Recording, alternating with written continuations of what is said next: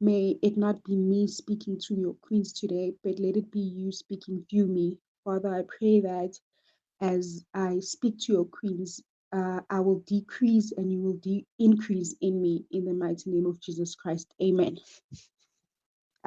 Queens, can you still hear me?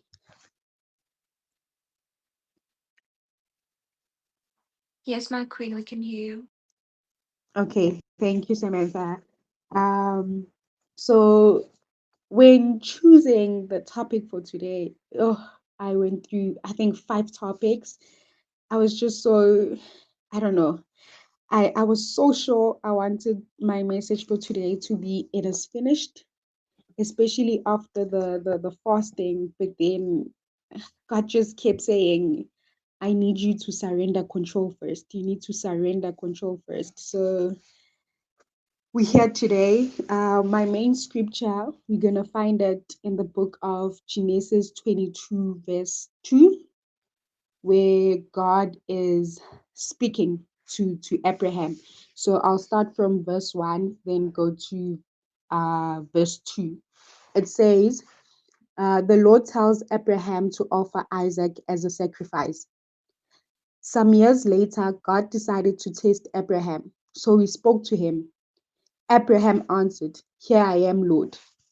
2.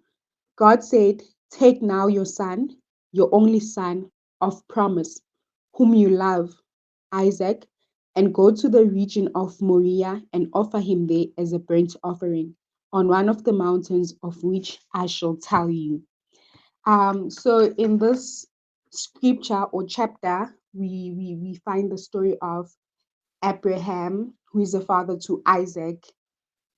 So Abraham was one of God's servants. He's been doing God's work, following his instructions, going where God tells him to go. So from chapter 15 up until chapter 21, God has been making this constant promise to Abraham that he will give him a son, he will give him a son, he will give him a son. So this is a covenant that God made to Abraham for over a decade. So Abraham has been waiting for this promise. He's been trusting God to fulfill this promise, regardless of him aging, the wife getting old. But God has been promising him that I will give you a son. I'll give you a son, just like we find in chapter 15, verse 4, um, where God promises him also that he will grant him a son. He just needs to be patient, And then he also promises him again in chapter 17, whereby he tells him exactly who the son will be and the promise that he will make to the son and his descendants.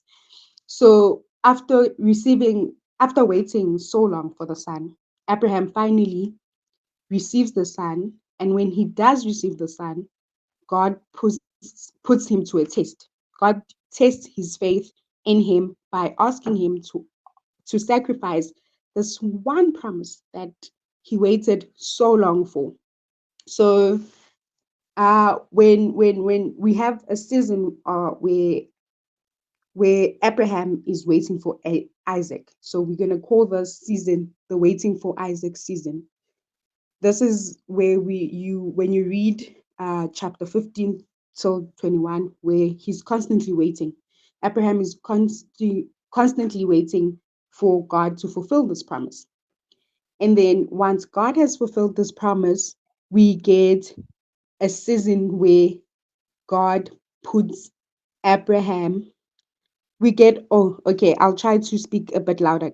So, and then we get a season where God ultimately puts Abraham into a test before he can really fulfill this covenant that he has been referring to throughout the previous chapters.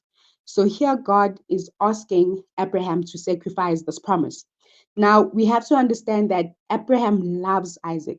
He's been constantly doing God's will, constantly showing up when God sends him somewhere. He's been helping God's people and he's been faithful. But now that he has finally received what God has promised him so long, God wants to take it away from him.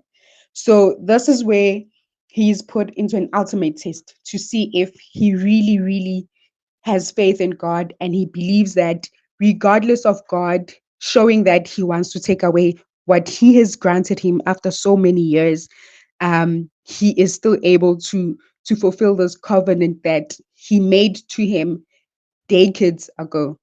So now Abraham shows his willingness to surrender what he values most, even after waiting decades to receive this. So he at this point he chooses obedience over understanding. So after God reaches out to Abraham and tells him what to do, Abraham instantly wakes up early the next morning. He prepares for the journey. He takes a donkey and Isaac, along with two servants, and goes to a place where God told him to go. So now, when they eventually get there, or along the way, Isaac becomes confused because he does not see the offering. He's like, okay, we're here now, but where is the offering? Right now, when Abraham responds to Isaac in verse 8, he says, my son, God will provide himself a lamb for the burnt offering. And then they continue walking. So here, this is where we see exactly what Abraham knew exactly what God was had asked of him. He knew that Isaac was to be the offering. But when he responds to him, he does not plant fear in him, but he assures him or he reassures him that God always provides. Regardless, God will provide, right? So this shows his faith in God, irregardless of him being confused at that time. I'm sure he was going through different emotions at that time, So, firstly, it's like God, I'm sure his first thought was, God is asking for the impossible because if I sacrifice Isaac now, what will happen to the promise? What will happen to the covenant? How will it be fulfilled? Because if we sacrifice Isaac, then it means that the promise and the covenant will not take place because we find in Genesis 17 verse 19 where God where he says straight, you and Sarah will have a son, his name will be Isaac, and I will make an everlasting promise to him and his descendants. So now that God has asked Isaac to be a sacrifice, um Abraham is thinking, will the promise and the covenant be fulfilled? Because I'm about to sacrifice my son. God wants a sacrifice, and the sacrifice will be Isaac. I'm sure he was thinking, how could God make me wait a decade only for him to take that promise away, without actually fulfilling the covenant? So here we see Abraham doing God's will, following his instructions, regardless of how long he waited for the promised son. Um, he is like to Isaac, God will provide him for himself a lamb for the burnt offering. And at that moment, he already knew that God had asked him to sacrifice the promised son. God had asked him to sacrifice Isaac, but amidst of all the confusion, amidst of all the thoughts of thinking, okay, this is it. The promise and the covenant will not be fulfilled anymore. He was still able to have faith in God and be reassured that God always provides. He will provide as long as I yield to his instructions, as long as I follow what he says I must do.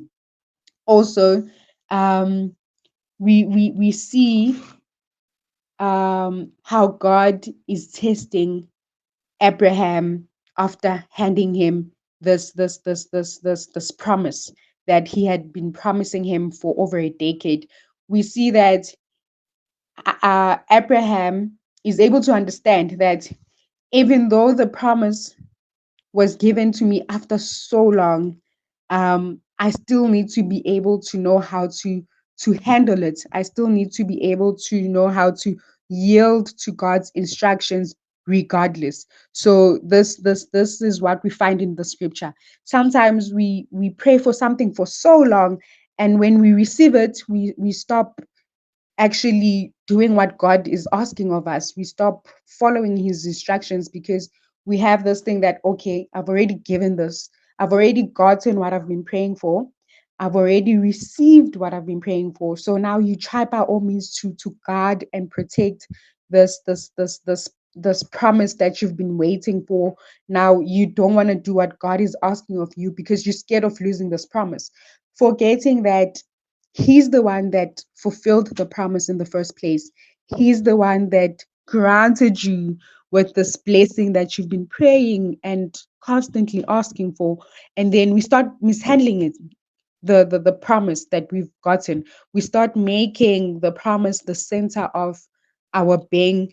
We start worshiping this promise because you like, I've been asking for this and I've gotten it now. I can't lose it. So we stay so focused on this promise that we've gotten, and we forget that the one that gave us this promise, or the one that fulfilled this promise, could instantly take it away from us if we mishandle the promise. So we need to learn from Abraham. We need to be able to go back to the promise keeper and say, God, you have fulfilled this promise. You have granted me with this promise. So help me be able not to mishandle it. Help me be able not to make it the center of my being. May I not worship this promise and forget to worship you, and forget to walk in your footsteps, you know. So Abraham's story is a perfect example of surrendering control, letting go, and trusting God's plan. I'm sure it wasn't easy for Abraham to wake up and take his son to the place where God had sent him to, knowing that he might have to sacrifice his only promised son. I'm sure in his head he's like, I love this promise of mine, and now I have to sacrifice it. But because God has said that I should, I'll definitely do it. So I love his obedience, even when he did not understand why God was asking that. I'm sure he was really confused. He was like, okay, what's happening now? Why would God ask me to sacrifice that one thing that will fulfill the covenant that he had made to me for over a decade? But he was still able to be obedient and trust God, even though he didn't understand. I think the problem is with us today, we don't want to do something that we don't understand. God would be like, okay, I need you to help out Samantha with something, and you're like, I don't understand why you want me to do that when I do not have it myself.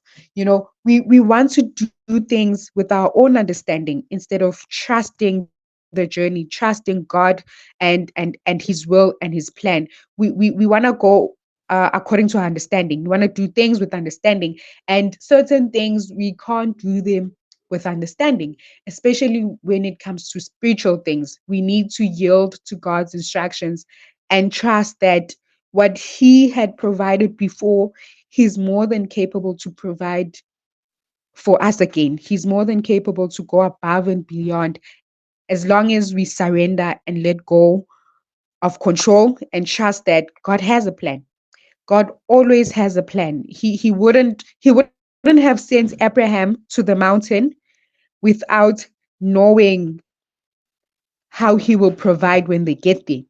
I feel like God was putting Abraham to a test, or he was reminding him of how he is still a God that is able to provide even more than what he had provided. He's a God that is able to go above and beyond our expectations, as long as we understand and we know that he is more than capable. So in this scripture, we see we also see how God responds to Abraham's faith, how he responds to Abraham's obedience. Because when they get to where God had asked Abraham to sacrifice Isaac, an angel appears, right? When the angel appears, he stops Abraham. The angel shouts from heaven, Abraham, Abraham. And he answered, he says, Here I am. The angel tells him, Don't hurt the boy or harm him in any way. Now I know that you truly obey God because you are willing to offer him your only son. When Abraham looked up, he saw a ram caught by its horn in the bushes. So he took the ram and sacrificed it in the place of his son. So here we see God providing after realizing that Abraham had been faithful, that Abraham had been obedient. God shows his provision by providing a ram as a sacrifice instead. We see God also reaffirming his covenant by solidifying his promise to Abraham. He says, You have obeyed me, and so you and your descendants will be a blessing to all nations on earth. God was pleased with Abraham's faith. He was pleased to see Abraham trusting him even in the midst of confusion. God was pleased to see that even though he was asking Abraham to sacrifice his one most valued promise, he still did it. He didn't ask questions. He didn't he didn't show any doubt when walking or when traveling to the promised land. He didn't install any fear in Isaac, because if he did, probably Isaac would have panicked and he would have also had second thoughts and turned back and didn't go to that place that God had asked him to go to. But he showed that he has faith in God, and even though he does not understand why God was asking what he was asking for, he still did it. No questions asked. Nowadays, when God instructs us to do something, we ask questions. Why me? How am I going to do it? Why should I do it? What if I do it and people are not accepting of it? What if I do it and I don't get what I asked for? We ask questions. We want to know why God wants us to do this, why God wants you to go there, why God wants you to give up this. We constantly asking why. And what we can take from Abraham's um, story is that he never questioned God. He didn't question God when God asked him for that one thing he had been waiting for so long. And I'm sure in his head, he's like, if I sacrifice this child, chances are I'm not going to have another child because I'm old. Even this one promise, I got it in my old age, you know. But he still went ahead and did what God had asked amidst the confusion, amidst the not understanding why God would ask him such a big thing. So I pray that we become like Abraham. We do not question God. We do not seek to understand why he wants us to do certain things or why he wants us to go to certain places, but we just yield to his instructions, even when we don't understand.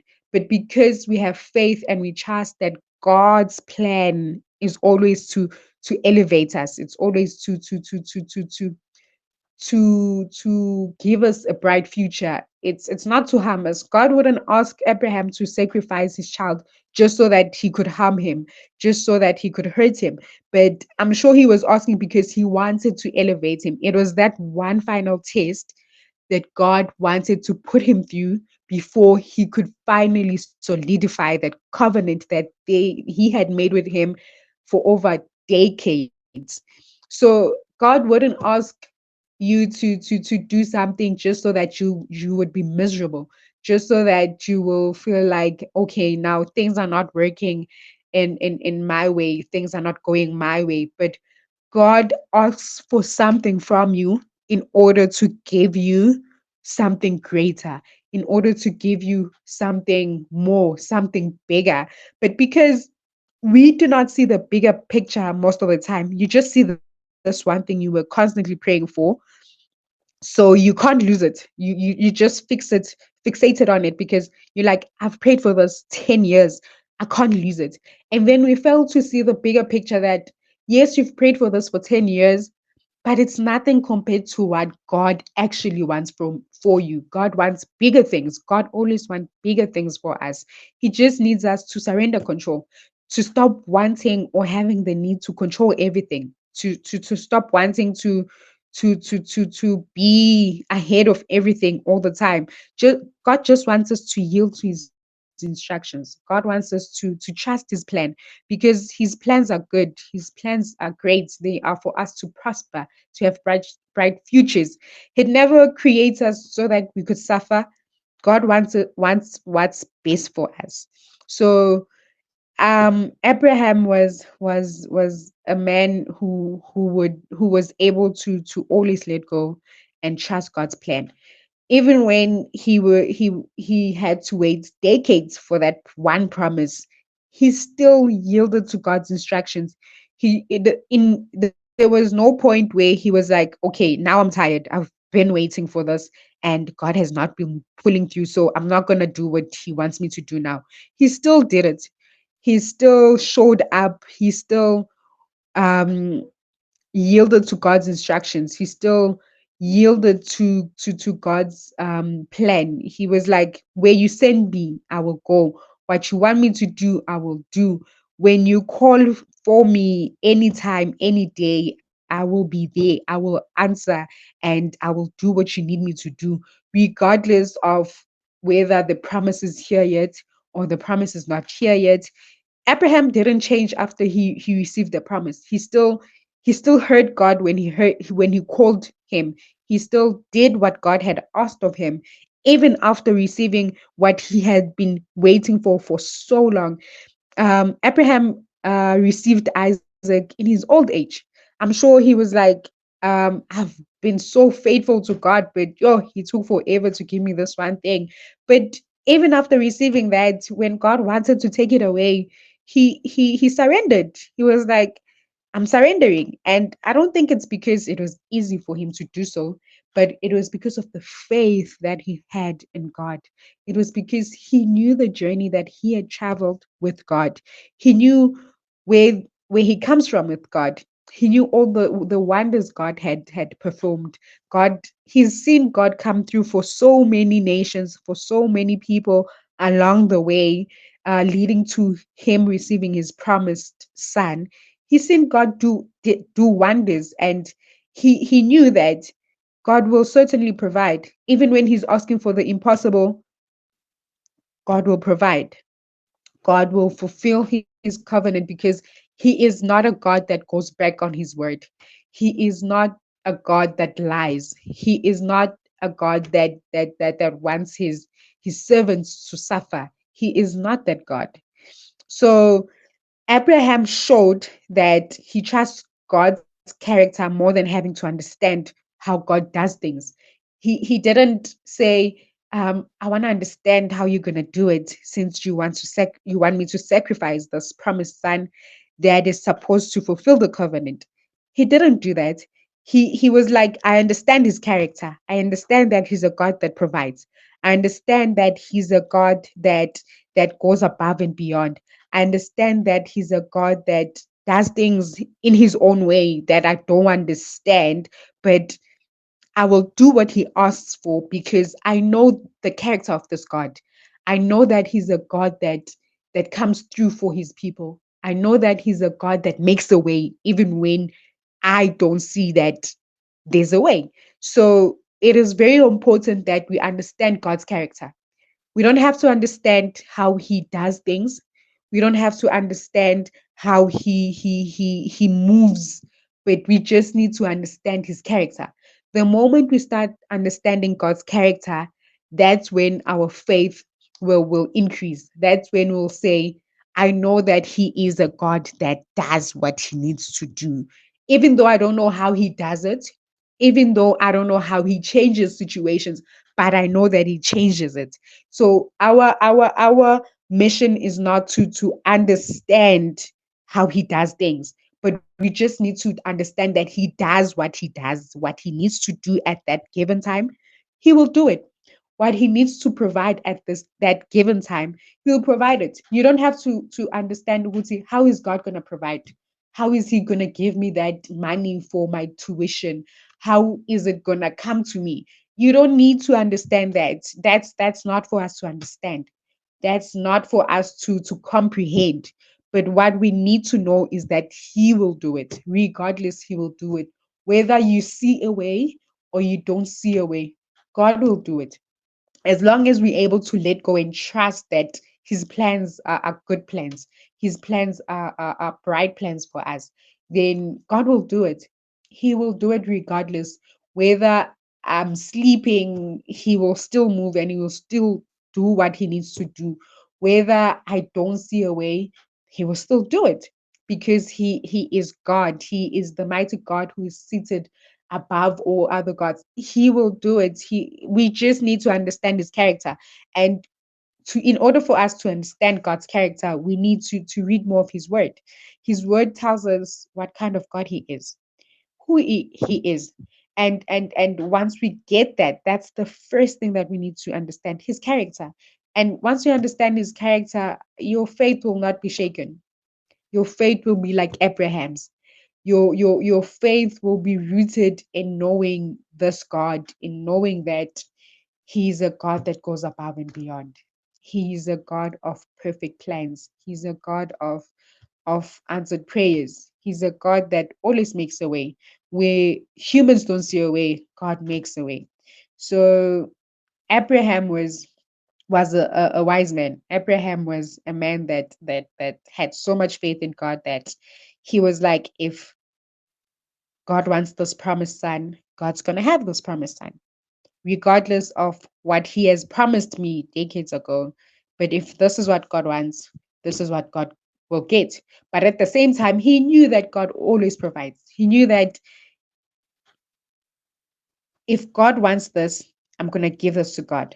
But I know that he is still going to fulfill his promise and the covenant will be fulfilled.